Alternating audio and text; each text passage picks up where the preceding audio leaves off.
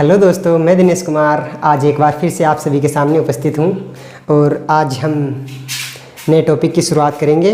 देखिए, समय की मांग यही है कि हमेशा कुछ ना कुछ नया परिवर्तन लेके आए और काफ़ी कुछ कमेंट भी आए मेरे पास, पर्सनली भी आए कि हमें कुछ टॉपिक वैसे डिस्कशन करने चाहिए जो क्लास वाइज हो, सब्जेक्ट वाइज हो।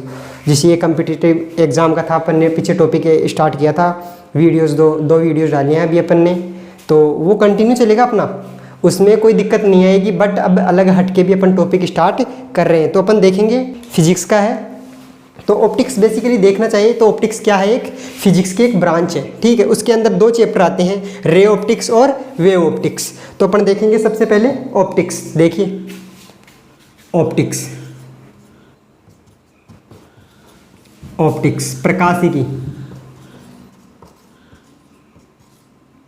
प्रकाशिकी तो देखिए दोस्तों, प्रकाशिकी क्या होती है?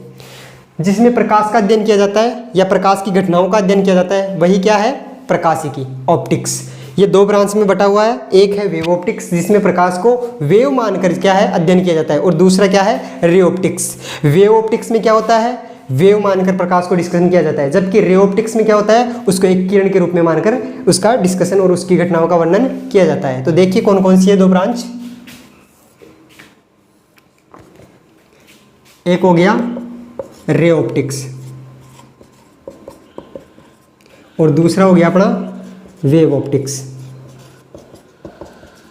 इसमें अब देखिए, बात करते हैं अपन इन सभी घटनाओं का वर्णन कैसे करेंगे, कौन से इंस्ट्रूमेंट होंगे, इंस्ट्रूमेंट का बेसिक आकार क्या होगा।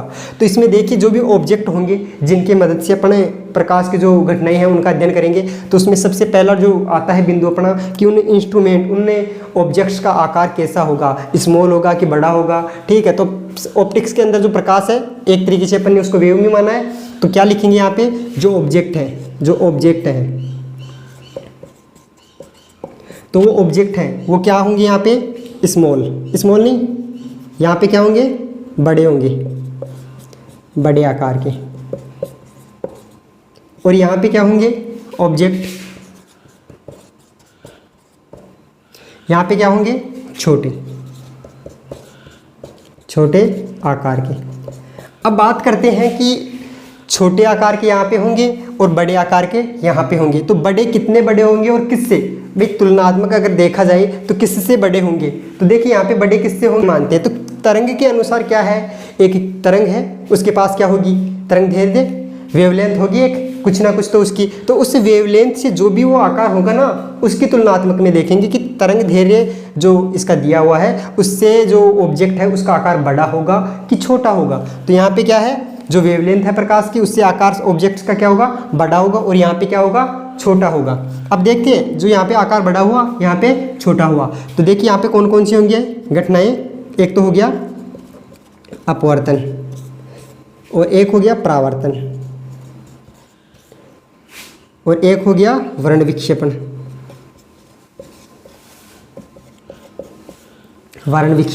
अब यहाँ पे देखिए, यहाँ पे कौन कौन सी घटनाएं होंगी? अभी मैंने बात की थी, एक तो होगा व्यतिकरण,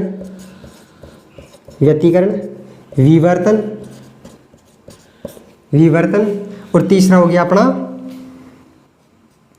पोलराइजेशन, जिसको अपन बोलेंगे ध्रुवण।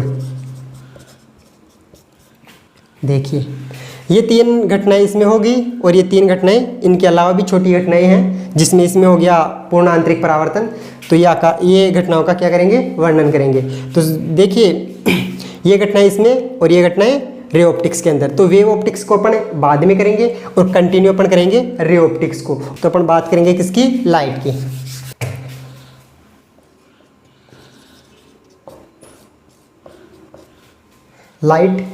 लाइट क्या है? देखिए लाइट क्या है। लाइट अपनी जो ओल्ड डेफिनेशन देखें उसके अनुसार लाइट एक क्या है? पार्टिकल है, एक ऊर्जा का, एनर्जी का एक भाग है। लेकिन अभी मॉडर्न परिभाषा के अनुसार अपन देखें कि अपना जो लाइट, जो रे क्या है, लाइट क्या है, प्रकाश क्या है? तो प्रकाश इलेक्ट्रोमैग्नेटिक वेव का एक रूप है जो हमें वस्तुओं को देखने के लिए उपयोगी होता है। तो देखिए अब इसके बारे में देखते हैं, लाइट क्या है। लाइट क्या है अपने पास? Electromagnetic wave. तो पहला अपना पॉइंट हो गया। पहले ओल्ड परिभाषा देख लेते हैं, ओल्ड डेफिनेशन देख लेते हैं।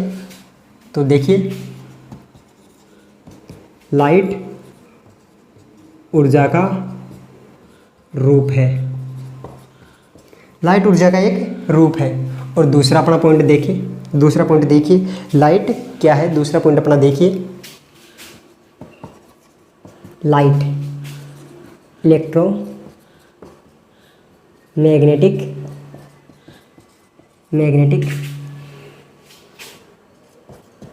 तरंग है। लाइट एक इलेक्ट्रोमैग्नेटिक तरंग है जो हमें वस्तुओं को देखने में सहायता प्रदान करता है। देखिए ये हो गया लाइट के बारे में। अब देखते हैं कि लाइट का जो स्पेक्ट्रम अपने पास आया, कौन सा आया, इलेक्ट्रोमैग्नेटिक। ठीक है, इलेक्ट्रोमैग्नेटिक जो वेव है इसका स्पेक्ट्रम हमें कहाँ प्राप्त होता है। ठीक है, तो वही देखेंगे अपन नेक्स्ट। इलेक्ट्रोमैग्नेटिक जो वेव है, जो प्रकाश है, उसकी वेवलेंथ कहाँ से कहाँ तक पाई जाती है। देखिए सबसे पहले अपने पास आती है यहाँ पे गामा रेज। सेकंड अपने पास आता है एक्स रेज। फिर थर्ड अपने पास आता है क्या, यूवी।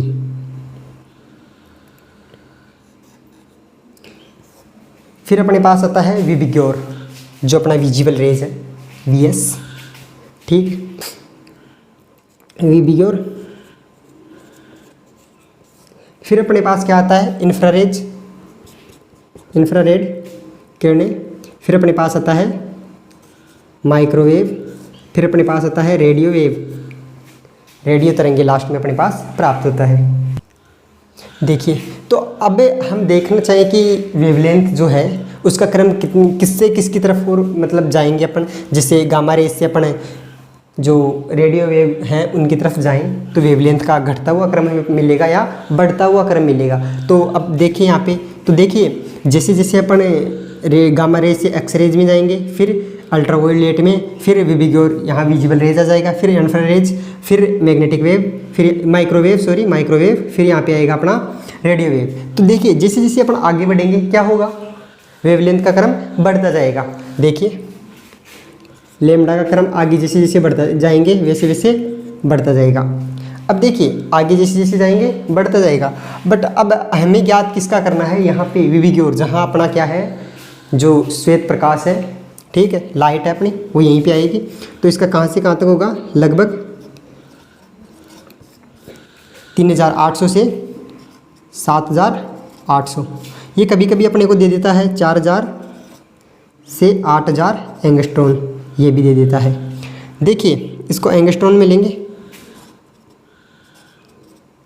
सभी जो वैल्यूज़ हैं वो अपने क्या है, एंगस्ट्रॉन में है। देखिए अब एक एंगस्ट्रॉन का मतलब आप समझते हो कितना होता है। एक एंगस्ट्रॉन का मतलब देखिए, एक एंगस्ट्रॉन इक्वस टू 10⁻⁻10 मीटर, यही होता है। ठीक है, अब देखिए नेक्स्ट अपना टॉपिक आता है रे ऑप्टिक्स, जो अपन स्टार्ट करेंगे। तो अपना बेसिक हो गया है लाइट के बारे में। लाइट क्या होती है उसको दो भागों में डिवाइड किया था अपन ने। पहला क्या आया था, रे ऑप्टिक्स, दूसरा क्या आया था, वेव ऑप्टिक्स। उसके बाद में अपन ने लाइट के बारे में देखा कि लाइट क्या होती है, उसका स्पेक्ट्रम भी देखा। अपने पास विबिग्योर आया जहाँ 7 कलर में, 7 रंगों में जो है प्रकाश विभक्त होता है, देखे तो ठीक है। और ये घटना आगे भी देखेंगे कि 7 रंग कौन कौन से होते हैं और किस प्रकार हमें प्राप्त होते हैं और उनका क्या क्या वेवलेंथ होता है, किस क्रम में वो बढ़ता जाता है। देखिए दोस्तों अभी स्टार्ट करेंगे अपन रे ऑप्टिक्स। तो रे ऑप्टिक्स का टॉपिक स्टार्ट करते हैं। देखिए रे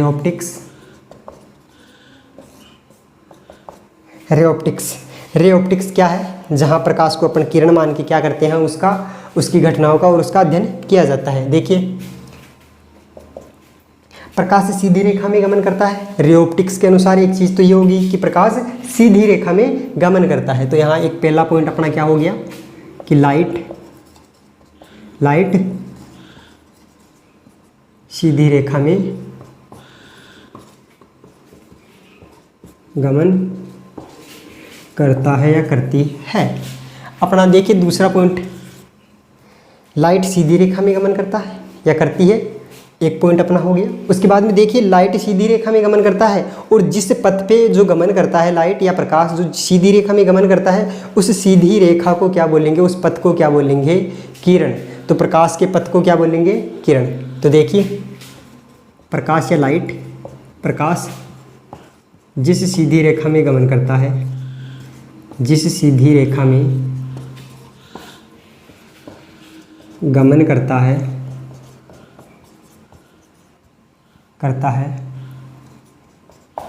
उस रेखा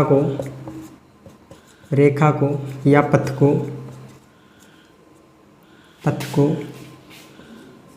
किरण कहते हैं। प्रकाश जिस सीधी रेखा में गमन करता है उस पथ को ही क्या बोलते हैं, किरण। तो देखिए अपना 2 पॉइंट हो गया है। एक हो गया है अपना प्रकाश सीधी रेखा में गमन करता है, दूसरा प्रकाश जिस सीधी रेखा में गमन करता है उस पथ को ही क्या बोलते हैं, किरण। अब देखिए किरण एक जा रही है, ठीक है, लेकिन एक से अधिक एक समूह, एक बंडल हो जाए किरणों का, और वो किसी वस्तु किसी भी चीज़ पर आपतित होती है वो किरणें, उसको बोलेंगे क्या, क्या बोलेंगे, उसको बोलेंगे किरण पुंज। ठीक है, तो अपन एक से अधिक किरणों को क्या बोलेंगे, किरण पुंज। तो देखिए प्रकाश की एक से अधिक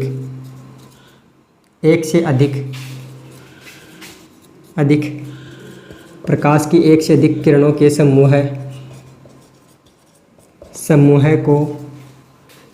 को किरणपुंज कहते हैं। देखिए अपना ये टॉपिक हो गया है कंप्लीट रे ऑप्टिक्स के अंदर लाइट के बारे में। प्रकाश सीधी रेखा में गमन करता है, जिस सीधी रेखा में गमन करता है उस पथ को ही उसको क्या बोलते हैं, किरण। फिर अपना नेक्स्ट पॉइंट हो गया कि प्रकाश की जो अनेक किरणें हैं वो एक किसी वस्तु पर आपतित होती हैं, तो उस समय उस किरणों के समूह को क्या बोलते हैं, किरण पुंज। अब नेक्स्ट अपना टॉपिक आता है कि point number 2, point number 3, point number 4। देखिए अब नेक्स्ट पॉइंट कौन सा है अपने पास, अपना पॉइंट नंबर 4 ये है कि प्रकाश निर्वात में किस स्पीड से ट्रेवल करता है, यात्रा अपनी करता है पूरी कंप्लीट। तो देखिए वो स्पीड अपने पास है 3 × 10⁸ मीटर पर सेकेंड। इसको अपन किलोमीटर में चेंज करना चाहे तो कर सकते हैं 1000 से डिवाइड करके। तो देखिए ये अपने पास क्या आया है, ये अपना वेग आया है, वेलोसिटी किसका, प्रकाश का, प्रकाश की लाइट या किरण का, किसमें, निर्वात में प्रकाश का वेग। ये अपने पास क्या है, निर्वात में प्रकाश का वेग। अब देखिए अपने ये बात हो चुकी है, अब बात करते हैं प्रकाश के परावर्तन की घटना की। प्रकाश के परावर्तन की घटना का अपने विवरण पूर्ण रूप से देखते हैं कि प्रकाश की घटनाएँ क्या होती हैं, प्रकाश का परावर्तन क्या होगा। सबसे पहला पॉइंट यही है। तो देखिए अब देखिए प्रकाश का परावर्तन देखेंगे। प्रकाश का परावर्तन देखने के लिए देखेंगे किरणों का। किरणें देखिए कोई सतह, एक अपने पास सतह देख लेते हैं, अपने अपारदर्शी सतह है, ठीक है, ये एक अपारदर्शी सतह है, इस पे कोई प्रकाश की किरण आपतित होती है, फिर वो परावर्तित होती है। देखिए कैसे, कोई प्रकाश की किरण है यहाँ पे आपतित हुई, ठीक है, यहाँ से वापस वो परावर्तित होके निकल गई। तो अब देखिए ये सबसे पहले किस वस्तु पे आती है, अपारदर्शी वस्तु पे आती है, फिर यहाँ से टकराकर वापस लौट जाती है, और इसको अपन M1 बोल देते हैं और इसको बोल देते हैं M2। ये माध्यम हो गया और ये भी माध्यम हो गया, ये माध्यम M1, ये M2, ठीक है, 2 माध्यम है। तो 2 माध्यमों को बांटने वाली सतह है, या ये जो तल है, इन दोनों को विभाजित करने वाला तल है, उस तल पर जो किरण आपतित होती है वहाँ से वो परावर्तित हो जाती है, अर्थात उसका कुछ दूसरे माध्यम से कोई कुछ भी लेना देना नहीं है, वो अपने पहले वाले माध्यम में ही वापस लौट जाती है। इसी घटना को क्या बोलेंगे, प्रकाश का परावर्तन। देखा, इसकी डेफिनेशन अपन करें तो देखिए, जब प्रकाश की किरण किसी एक माध्यम से माध्यम से दूसरे माध्यम को विभाजित करने वाली सतह पर आपतित किया जाए तो प्रकाश की किरण पुनः अपने ही माध्यम में लौट जाती है। इस घटना को प्रकाश का परावर्तन कहते हैं। देखिए, जो प्रकाश की किरण है वो किसी एक माध्यम से आती है, फिर दूसरा जो माध्यम है उसको अलग करने वाली, माध्यम 1 और माध्यम 2 को अलग करने वाली जो सतह है या तल है उस पर टकराती है और वापस उसी माध्यम में लौट जाती है। और यही घटना क्या है? प्रकाश का परावर्तन। देखिए, अब आगे इसमें 2 बिंदु आते हैं प्रकाश के परावर्तन के नियम। ठीक है, तो 2 नियम अपन देखेंगे प्रकाश के परावर्तन के नियम। सबसे पहला नियम अपन देखते हैं प्रकाश के परावर्तन का। देखिए, प्रकाश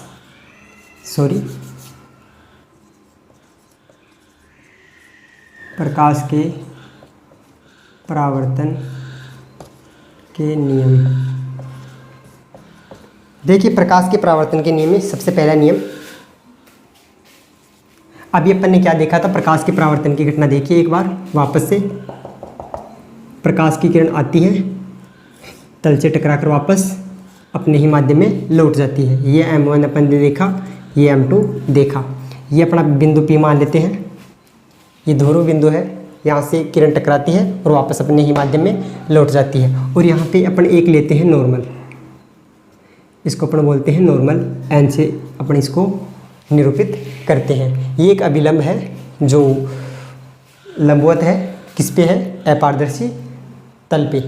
ठीक है, अब देखिए, जो अपारदर्शी तल है उस पे अपन ने एक लंब डाला है और इस लंब से अपन एक कोण मापते हैं, किसके बीच में? आपतित किरण और अभिलंब के बीच में। उसको बोलते हैं कोण I। और परावर्तित किरण और अभिलंब के मध्य कोण R होता है। तो अब इन दोनों के बीच में जो संबंध है वही क्या है? अपना पहला नियम। देखिए, आपतित कोण और परावर्तित कोण आपस में क्या होंगे? बराबर।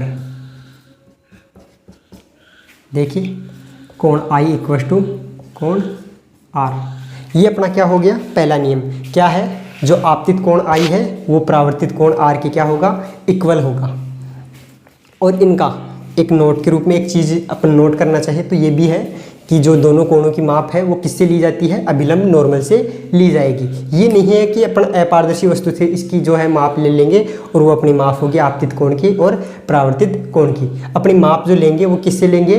परावर्तित कोण और आपतित कोण के लिए, दोनों के लिए किससे लेंगे? अभिलंब नॉर्मल। तो देखिए, अब दूसरा नियम देखेंगे। देखिए, ये जो घटना है इसमें जो अभिलंब है प्लस आपतित किरण और परावर्तित किरण, ये तीनों चीज़ें हैं वो किसी एक ही तल में है, किसी भी तल में हो बट वो तल एक ही होगा। ठीक है, देखिए, आपतित किरण, परावर्तित किरण और अभिलंब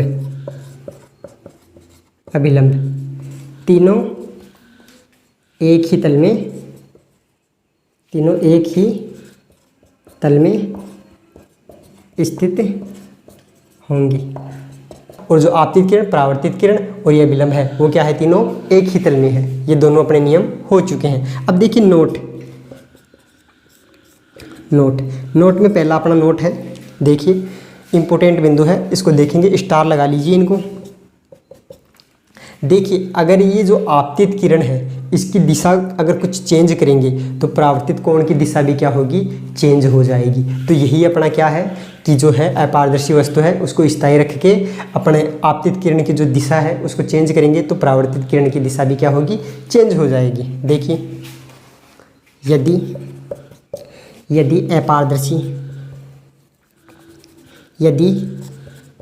अपारदर्शी तल की स्थिति में कोई बदलाव ना करे तथा आपतित किरण की दिशा बदल दी जाए तो परावर्तित किरण की दिशा भी बदल जाएगी। देखिए, अगर आपतित जो किरण है उसकी दिशा चेंज कर दी जाएगी तो परावर्तित किरण की दिशा चेंज हो जाएगी। और अपना ये क्या है, अपारदर्शी माध्यम है, वो अपना क्या है, स्थायी है, इसमें कोई चेंजेस नहीं है, ये तल जैसे है वैसे ही है। देखिए, अगर ये किरण की दिशा चेंज कर दी जाए, जैसे मान लो ये है, ये अभिलंब से दूर की तरफ है, तो ये क्या होगा, जो परावर्तित किरण है वो भी अभिलंब से क्या है, दूर जाएगी। यानी क्या हुआ, जैसे ही आई का मान बढ़ा वैसे ही आर का मान भी चेंज हो जाएगा और बढ़ जाएगा। और जैसे ही किरण मान लो पहले वाली स्थिति से अभिलंब के नज़दीक की ओर आएगी, तो अब वापस ये जो किरण जाएगी वो भी क्या होगी, अभिलंब के पास आएगी। तो यही चीज़ है, अगर अभिलंब से दूर की तरफ जा रही है तो परावर्तित किरण भी दूर की तरफ जाएगी, और आपतित किरण अगर अभिलंब के नज़दीक जा रही है तो परावर्तित किरण भी अभिलंब के नज़दीक जाएगी। अपना देखिए दूसरा पॉइंट इसी में आता है अपना। देखिए सेकंड पॉइंट इसी में है, अगर जो आपतित किरण है उसकी दिशा सेम रख दी जाए और इस अपारदर्शी माध्यम की जगह दूसरा माध्यम रख दिया जाए तो क्या परावर्तित किरण की दिशा में कोई बदलाव होगा, तो अपन बोलेंगे नो चेंज, कोई बदलाव नहीं होगा, क्योंकि परावर्तक पृष्ठ कोई सा भी हो, किरण की दिशा सेम है तो परावर्तित किरण की दिशा भी क्या होगी, सेम। इसलिए क्या बोलेंगे अपन, देखिए, यदि परावर्तक भाग परिवर्तित करे तो आपतित किरण तथा परावर्तित किरण दोनों में कोई बदलाव नहीं होगा, कोई बदलाव नहीं होगा। ये अपना दूसरा पॉइंट हो गया। देखिए, जो आपतित किरण है उसकी दिशा सेम रखी गई है और ये परावर्तक भाग है इसको क्या है, चेंज कर दिया गया है, तो क्या होगा, जो परावर्तित किरण है वो क्या रहेगी, सेम, पहले वाली भी, जो एंगल पहले बन रहा था वही बाद में बनेगा नॉर्मल से। तो ठीक है, अपना पॉइंट नंबर हो गया तीसरे में अपन देखेंगे इसी घटना के अंदर तीसरा पॉइंट है। देखिए, जो किरण आपतित होती है, किरण आपतित हुई, परावर्तित हो गई, कहाँ से, परावर्तक भाग से टकराकर। अब देखिए, जो अपारदर्शी है, जो परावर्तक भाग है, परावर्तक पृष्ठ है, वहाँ से किरण टकराई और दूसरे माध्यम में नहीं जा रही है, उसी माध्यम में जा रही है, तो क्या है, यहाँ पे कौन कौन सी चीज़ों में बदलाव होगा और कौन सी में नहीं होगा। तो यहाँ पे देखिए चाल यहाँ पे कोई परिवर्तित नहीं होगी। एक होगी इसकी क्या, तरंगदैर्घ्य, उसमें भी कोई बदलाव नहीं होगा। और एक चीज़ है अपने पास क्या, आवर्ती, उसमें भी क्या होगा, कोई बदलाव नहीं होगा। एक जो अपने पास है तीव्रता, उसमें क्या होगा, बदल। तीसरा पॉइंट अपना, आवर्ती, चाल व तरंगदैर्घ्य में कोई बदलाव नहीं होगा, जबकि तीव्रता बदल जाती है। तो ये अपना लास्ट पॉइंट हो गया। ठीक है, तो यहाँ अपने परावर्तन के नियम कंप्लीट होते हैं। 2 नियम है परावर्तन के मोस्ट ऑफ। ठीक है, ये 2 पॉइंट अपने हो गए। फिर उसके बाद में ये नोट है, 3 नोट हैं, तो ये भी इम्पोर्टेंट है अगर देखा जाए तो ये घटना क्या है, परावर्तन। तो अपन ने आज देखा है परावर्तन की घटना। आई होप कि आपको बहुत अच्छे से समझ में आया होगा कि क्या है परावर्तन की घटना और क्या है अपने लाइट के बारे में भी अपन ने अच्छे से देखा है। और ऑप्टिक्स का जो डिवीज़न है वो 2 चैप्टर में हो रखा है, एक हो गया रे ऑप्टिक्स, एक हो गया वे ऑप्टिक्स। उसके बाद में अपन ने देखा है क्या, लाइट के बारे में, फिर उसके स्पेक्ट्रम के बारे में देखा है, फिर लाइट रे ऑप्टिक्स के अंदर देखा है कि एक किरण है वो जाती है और अन्य किरणों का समूह क्या है, पुंज कहलाता है, किरण पुंज। और उसके बाद में अपन ने प्रकाश का परावर्तन देखा, प्रकाश के परावर्तन के बाद में प्रकाश के परावर्तन के नियम देखे। उसके बाद में अपन ने देखा क्या, ये 3 पॉइंट देखे हैं नोट, जो काफ़ी इंपॉर्टेंट है। तो उम्मीद करता हूँ कि आपको बहुत अच्छे से समझ में आया होगा। और आगे अपन करेंगे परावर्तन के अंदर ही दर्पण, गोलीय दर्पण, समतल दर्पण, फिर गोलीय दर्पण के अंदर और समतल दर्पण के अंदर अपन देखेंगे प्रतिबिंब का बनना और प्रतिबिंब का आकार कितना होगा, उसकी प्रकृति कितनी होगी, वास्तविक होगा कि आभासी होगा। ठीक है, तो ये सभी देखेंगे आगे नेक्स्ट क्लास में। और दोस्तों अपनी जो मंजिल है बस फोकस उस पर रखना चाहिए, बाकी जो साइड में जो भी चीज़ें हैं चल रही हैं, चलती रहेंगी, तो उन पे ना मतलब कुछ भी ध्यान ना देते हुए मैं उम्मीद करता हूँ कि अब बस अपने गोल पे जो ध्यान है वही रखें। और अपन मिलते हैं एक नेक्स्ट लेक्चर के अंदर, तो वो भी काफ़ी शानदार लेक्चर होने वाला है अपना, कंटिन्यू करेंगे ऑप्टिक्स को। और अपन उनको भी जो LDC का मैथ का सिलेबस चला रखा है अपन ने, वो भी अपना कंटिन्यू रहेगा और ये भी कंटिन्यू रहेगा, अल्टरनेट वीडियोज़ आते रहेंगे। तो उम्मीद करता हूँ आप वीडियो को ज़्यादा से ज़्यादा देखेंगे और वीडियो को पूरा देखेंगे, साथ ही वीडियो को शेयर करना ना भूलें। थैंक यू सो मच, शुक्रिया।